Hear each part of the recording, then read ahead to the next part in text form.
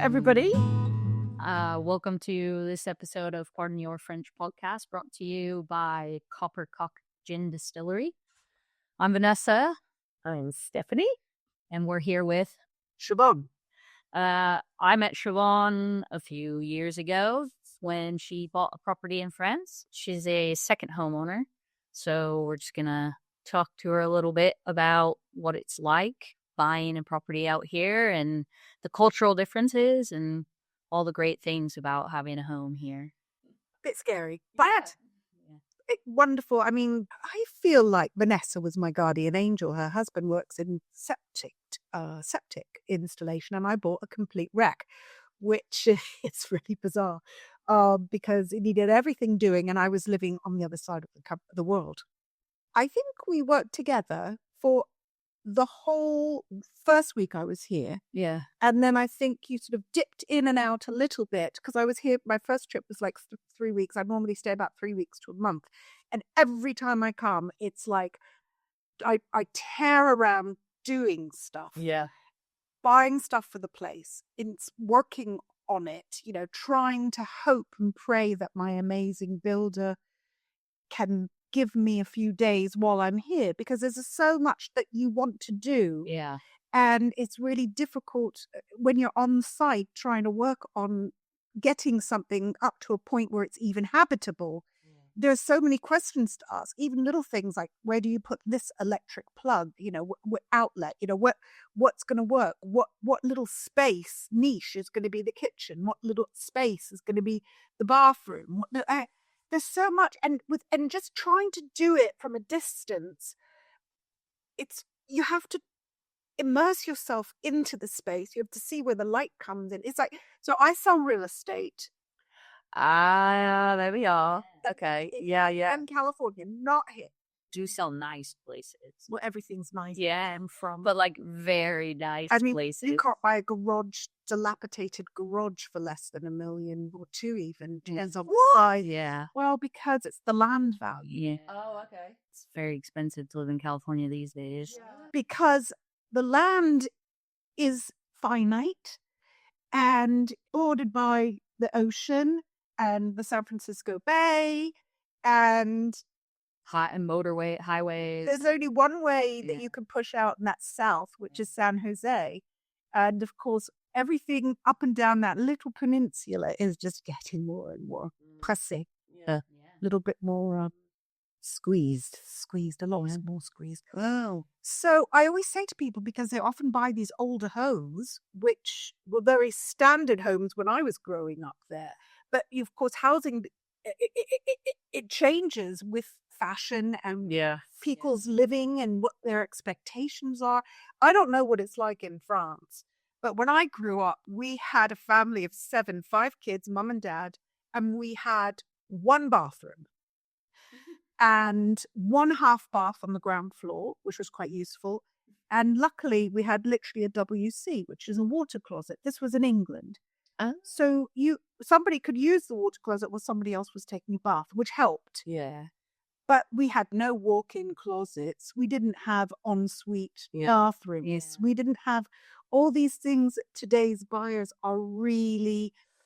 Well, they just assume it's a given that you have it. Yeah. You have to have enough closet space for your clothes. It's just on a completely different level, isn't it? It's different. So it's like that here. Is that like it here too? No, I don't think so. I think renovations tend to be more. I mean, you'll have experienced this when you were doing your renovation. You had, like you said, kind of a limited amount of space, but it was a blank canvas, really. Well, that's what I loved about it. Yeah. And of course, I didn't do when was it when you last there? I don't know. I mean, so you had the bedrooms. We had done kind of the outline of where the bathroom was going to be in the middle space, sort of. But you remember, so it was so funny because you'd walk in the front door. There was this long column of wall. And the first thing John did, even before I saw it, I said, just take that down. So now you walk in and it's just the cruisy living room. Yeah. Yeah. But the bathroom and shower were like... Do you remember I walked in you walked in and the first thing you saw was the toilet. Yeah. Not just the bathroom. Yeah. The frickin' toilet. That's so common. I've heard that quite often here. It's the oddest thing from a feng shui point of view. Yeah. Oh my goodness. My builder, John Mathers. Yeah, he did an amazing job. I mean, did an the work that he had in front of him.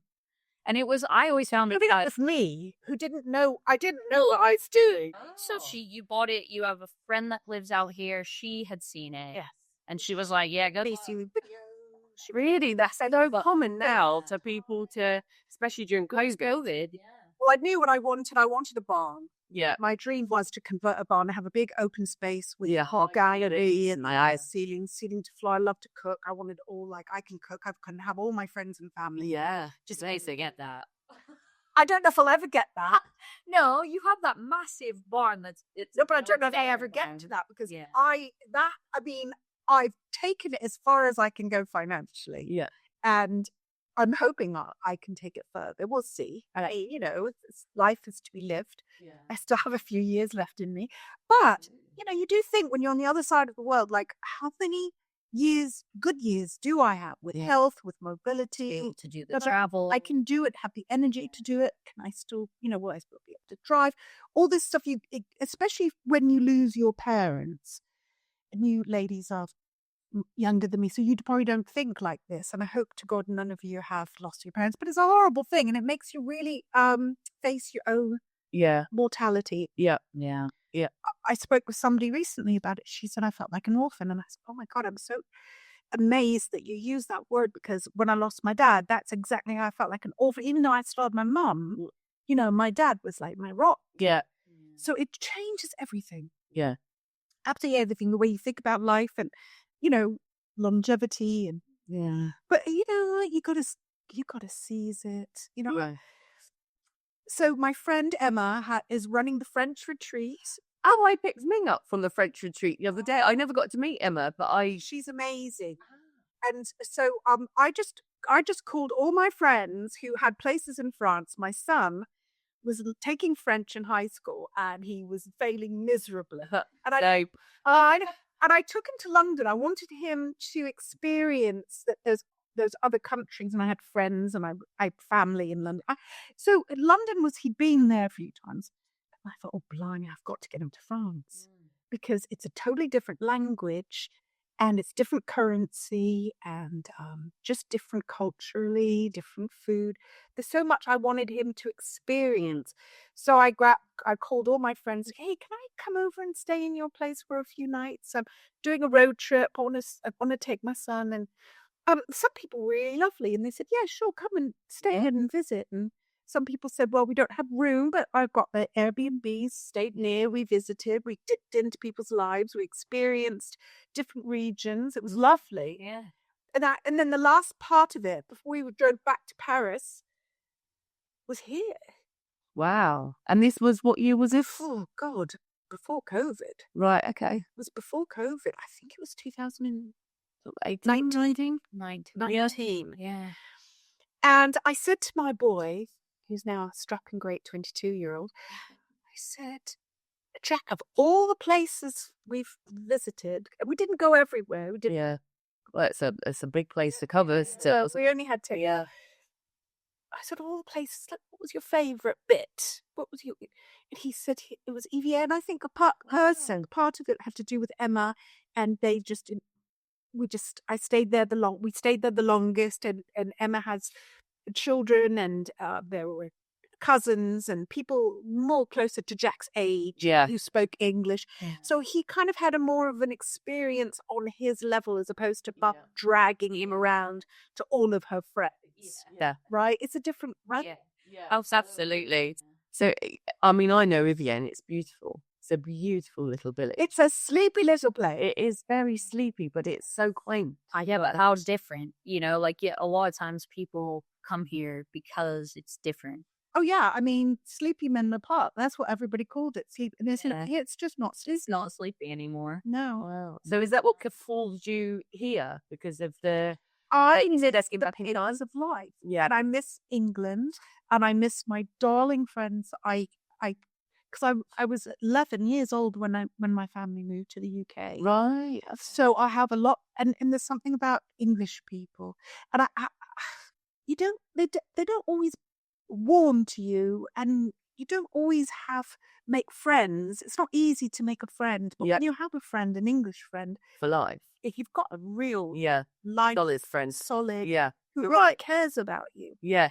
Whereas, you'd meet Americans on your trips and stuff, and you'd really like them, and you'd, exchange information, and you never hear from them again. Yeah. And it'd be fine. I mean, it's just people just are busy and they get on with their life, but it's different. It's a different kind of connection and a bond. And I wanted to be a little bit more less stressed. Yeah. And so it really is sleepy. I don't even know if my husband's going to like it. Has he still not been out? No. Well, he knows about it though. You did this on the slide. I'd love that. He did. She bought the house. It's just, I knew he was. It's beautiful. I love it. It's like, You didn't tell stuff? no, I haven't told her that. I wanted this all to be full of exchange. This is something that I felt like I would do. Well, like we said, because you own the property in London, and that's what afforded you the ability to buy this property. Yeah, it wasn't mixed assets. That's why I was free to do it. I just didn't know whether I was crazy. I mean, I guess I was a bit crazy. She was crazy. Yeah. You have to be, though. You have to be. Yeah. Yeah. You're that, to take that leap, but then also to kind of take it in anticipation that, well, if he's not happy about it, Who cares? tant pis. Yeah. It's my money. It's my investment. And And I thought, what's the worst that can happen? I don't like it anymore. I can sell it. Yeah. I mean, I think that's the biggest thing, and I have in mind, like, it's so expensive to renovate, and I wouldn't have been able to do it. I think if I'd chosen any other part of France, if it was the connection with Emma and her knowledge of people who could do. Yes. Very, very important to find a good network of talented people. And chess. And trustworthy people. yeah, because you're not here. So, because you get a builder to go and do a load of work, like you're giving them money and you don't even know if it's actually being done. It's really, really scary. Yeah, absolutely. It's really scary. And I was so petrified. I met Vanessa. I thought to myself when I left, I thought, my God, she's going to think I'm crazy. She helped me with the spreadsheet. Because I'm a little older and I don't have that. I wasn't raised with a computer. Nobody ever taught me how to create a spreadsheet. I've learned now, obviously, because everything that we do is so computer centric. And now I work with a very high technology driven company. And I've become quite good. A lot of people are surprised at what I know, and I guess I'm surprised at what I know, considering I knew nothing. But because of John and being able to trust him, and thank God he hasn't given up on me yet, because we've changed things, Yeah. I mean, even things he's done, we've changed, because you do something and you think, oh, it would be better. Like with that, it could have been better. Yeah. yeah, like with that toilet, you don't want to. And there's a door. I'm going back to the toilet. I'm so sorry. No, don't. And apologize. I get it. I get it. You go in the front door, right? And the interesting thing is, and the good thing is, and John said to me before I bought it, I said, is this crazy? He said, yes, of course it's crazy. But he said, the roof is in good nick. Yeah. That's a really big tick in the box then. One of the first things that you look for. He said, I wouldn't let you buy it if the roof was a wreck, Yeah. because you need to keep the integrity of the walls and the structure intact, and the roof is in good nick. Yeah. So I'm like, okay, good. That's tick that box. Yeah. So, I mean, I needed to follow his guidance. Yeah. But what the other thing it had going for it was, and I thought, oh God, they're so ugly. But now I hug them and I'm so grateful for them. It's got these plastic PVC, you call it PVC? Yeah.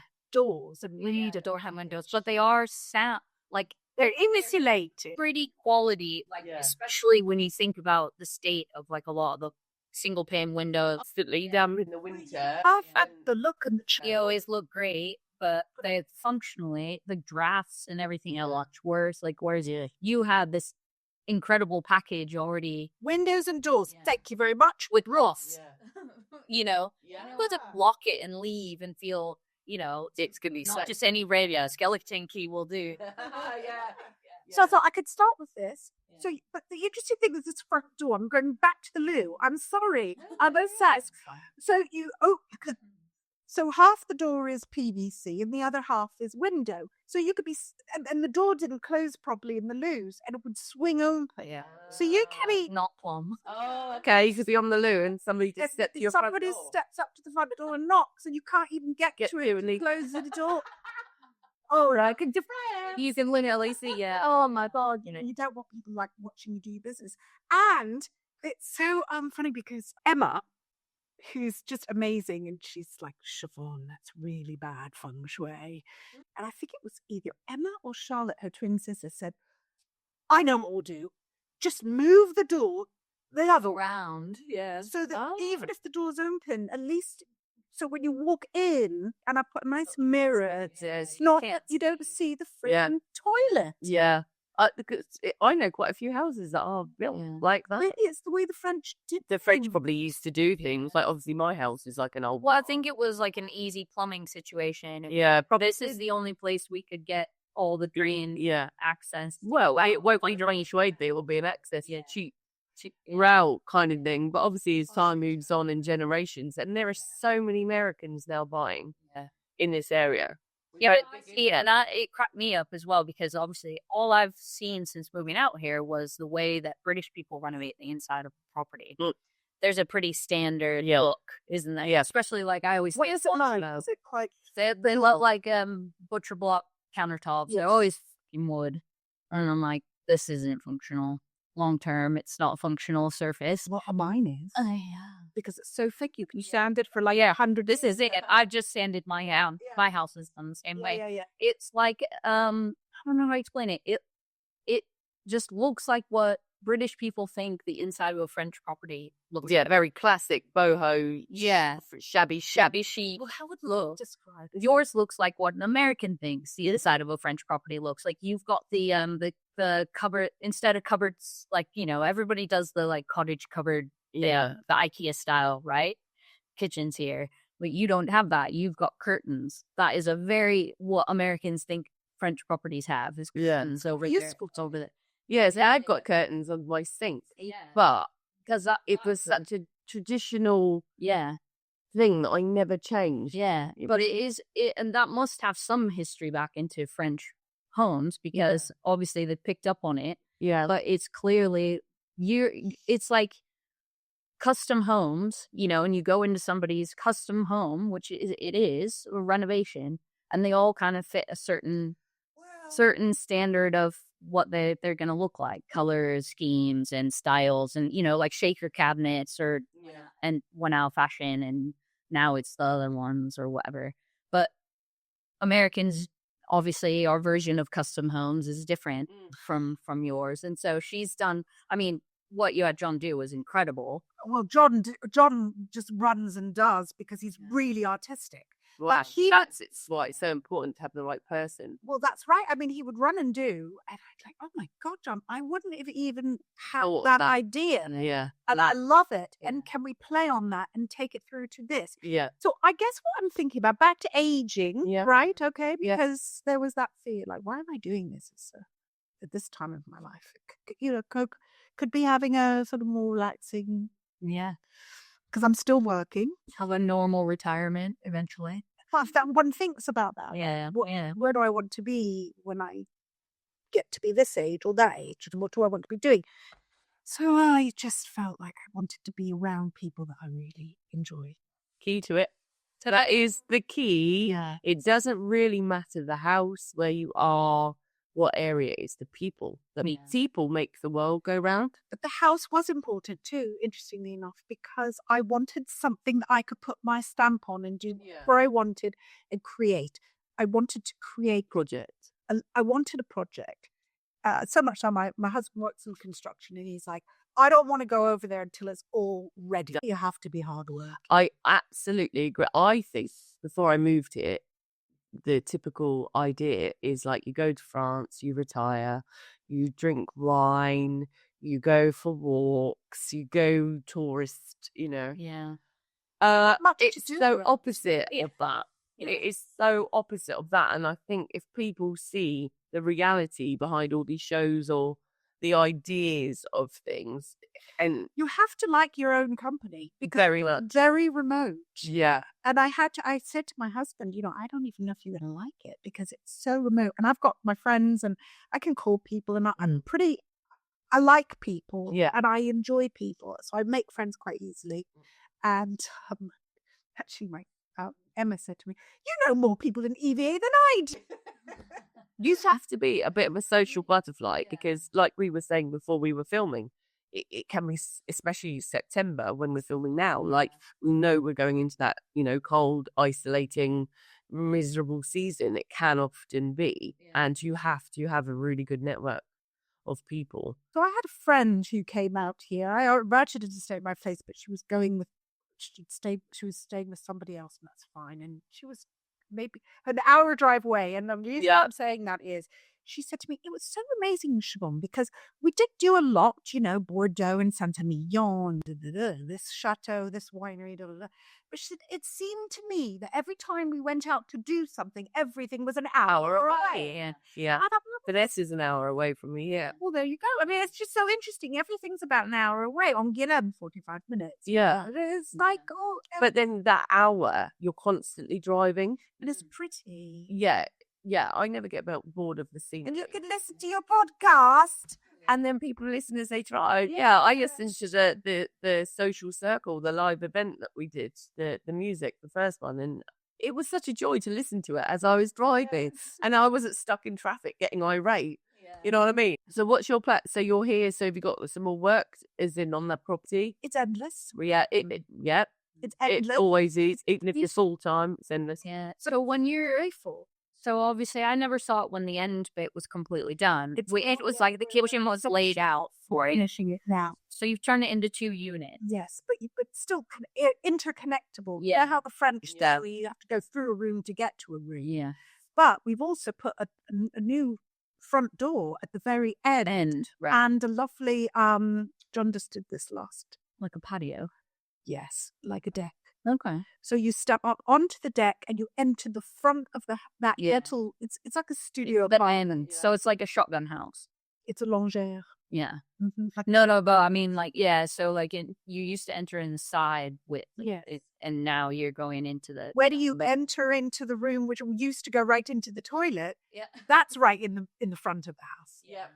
So it is like a shotgun house. Yeah. So do you stay? Where do you stay when you stay in the property? Well, like I said, every time my goal came last time was to have the second unit complete. Right.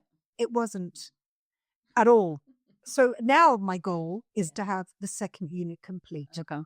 It's nearly there. I mean, I'm literally at the point where I think Tommy's coming around tomorrow. We're going to put some furniture in it. Oh, okay. But, it's got an operational kitchen. It's got its own little full bathroom, ensuite. Yeah. No, just like clothes hangers on a roll. No closets, no walk-in closets, nothing fancy. What's the strange thing is, if I ever share with people in the States that I've got this place in France, everybody assumes it's a chateau. Yeah. There's a lot of Americans that do come and buy the chateaus though, and then they sell them like a year later. Everyone goes, "Oh my God, have you seen like the price property in France and what you can get for your money?" And obviously, I was an estate agent for 11 years before I moved here, and I moved here and I was like, "Oh my God, have you seen the size of these houses?" And now I just go, I just want to downsize. I just want a little box. Because I've got a friend who has a really sweet little old stone house like mine, but theirs is more of a house. Mine is more of like, I would call it a farmhand's cottage that's attached to the barn. Yeah. So it would have been like for the farmer to live in. Yeah. But it wasn't the main farmhouse. Yeah. It's just a stone. Almost like a sheet in the barn. Yeah, exactly. Yeah. And it's like so modest. It's so ridiculously modest. Yeah. And it just gives me joy. And I don't need all of I do like it, all the French high ceilings and the lovely chevron wood. Oh, yeah, the parquet flooring and things, yeah. Lovely. But you could still appreciate that. But I enter my little place and it's like, yes, a little. Oh, I bet that feeling when you get on the plane and know you're coming here. I bet that's an amazing feeling, isn't it? Well, Like, it's usually, you're oh my God, excited. I managed to get away. I managed to get here. Yeah. Yeah. Yeah, I think that's exciting. I remember my ferry trip over, and then I had to drive from Caen all the way here, and with the cat and my kid and my dad, and it was like the most exciting thing I've ever done. It's like we're just moving to a new country. You've grown up, isn't it? Doesn't it make you feel? Oh God, I still feel like I'm like 15 and I should have responsibility. I know. But then I'm like, oh my God, I've actually got to get us in the car and move country. And It's very grounding. And yes, he definitely grounded me, because I would still be going to Las Vegas and having a wonderful time. Grounded. Yeah. I'll be grounded before cars grounded. There's some, I would, if I don't move here, where would I be now? I don't know. Yeah, it's Just like nerve. it is a wonder. I'd be doing something risky and stupid wherever I go. I just ended up in France doing it. I think that was the risky, stupid thing, wasn't it? Like, same for me. And moving here, it was like, you get Huge. I had like 2 suitcases and a backpack, and that's it. I got rid of everything else I had. Did you met Simon? I met Simon here. I had to go back and get a visa and all that stuff. So I had 10 weeks where I was back in the States and dealing with the paperwork and, solidifying everything. But then, coming over and, you feel like this could be a big mistake. But, you've always got wings. Time factor out here, I think. I've achieved a lot in 4 years, but then I think, oh my God, there's so much to do. Like, where am I going to find the time? That's what I think. I mean, because I still have my dreams, my barn. Yeah. I just put it on hold, and I'm like, I'm happy with that. I'm comfortable with that. Yeah. I'd still like to do it. I hope I will be able to do it in the next 5 years, or get it more to a certain level. But you know what? If I stop now, I'll be fine too. Yeah. It's that acceptance. Whatever you're doing, whether you're living out here full time or you've got a second home here, everything, you just have to accept that it's lunchtime, shops aren't open. Took me such a long time. I'm like sat there going, I need my paint. Yeah. But what's average Joel? I need my paint, and now I'm just like, ugh. I mean, we have a lot of English people here. Yeah. I get that's one thing that made me feel really comfortable about here, because I don't speak French fluently. I speak a little French, but my comprehension is not up to par. I mean, really. But there are so many people that speak English, and I hear English around me, and I feel like quite comfortable with it. Makes me feel a bit calmer, a bit nostalgic. Like, oh, I'm out of my comfort zone, but I'm not so far out that I'm lost. It's interesting, and I find that the French people that I've met are very kind, and they don't look oh bloody British. They're overtaking us. But I've never been, but the idea of Costa del Sol, Costa del Sol, bricks abroad, sort of Brits and dirty. You get your pints pulled and get your bangers and roast dinner on Sunday and a bit of bingo in the evening. Yeah, I even do that. Why go to Spain for that? To be British. To be British. But I get it. I mean, it's nicer weather and everything. They've got everything that they have at home, but with the sunshine. So I do get it. But it's not what pulls me. I like the traditional. Yeah. So I'm really... because you're a cultural appreciation, isn't it? And, most people that do think of the second home in France, when they come here, they're like, wow, this is so incredibly different to maybe what I ever imagined, and it's always a good thing. It's like I've never seen anyone disappointed. No. Breathing life into the area, I think it's still better. Yeah, it's still better than just have things falling down. Absolutely. Not being loved and enjoyed. And that's it. And I think you're going to do an incredible job, and I'm so glad to have met you, and you're going to be very happy every time that you come here. If you could give a couple of top tips to somebody being a homeowner, find your girl Friday like a Vanessa. Find somebody who you trust, who's fluent, who has the time and the patience to handhold you through the first week or 2 weeks of because there's so much to do. Yeah. And I kept thinking, I had a list of things I knew I needed to do. I needed a French bank account. I needed this. I knew what I needed. I needed to understand the taxation because I didn't want to be out of compliance or doing anything wrong or hit with any horrible thing I didn't think about. So it's stuff like this. You need to. We have permanent residents, you're a part-time resident, and it is curious, like, how did you end up getting a home here? How did you end up, how do you stay abreast of what's going on? I mean, luckily you've got John, and he's able to do so much. So much. And Emma. Yeah. And so you already kind of developed that network a little bit, but as you kind of, like you're saying, you're straddling the two, as you kind of try and develop over here more, that will maybe give you the push when the time comes. I'm hoping. I don't know. I mean, I'm literally playing it day by day, because if I try to put myself too much into the future, I get really stressed. So thank you so much for tuning in with your learning or watching. And thank you so much for your time. It was lovely to meet you. And I can't wait to see your toilet. But it is, and now it's been sort of oriented. So you come and see my toilet. Yeah, go see your toilet. Thank you for coming on the podcast. Yeah, time. Yeah. Thank you for hand holding me through. Oh, you very much. Everyone needs a Vanessa. So thank you so much for tuning in. And we'll see you next time on French Podcasts.